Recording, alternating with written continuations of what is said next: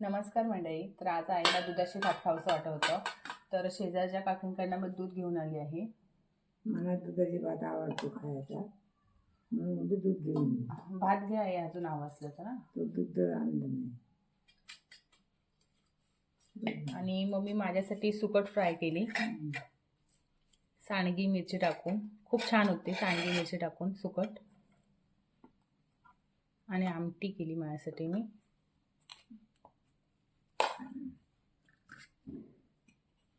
दुधाची भात खातो पण आवडतो. आईला कधी मनात आलं ना तर आई दुधाशी भात खाते, तिला तो जरी आवडतं. तर खातो दुधाची भात.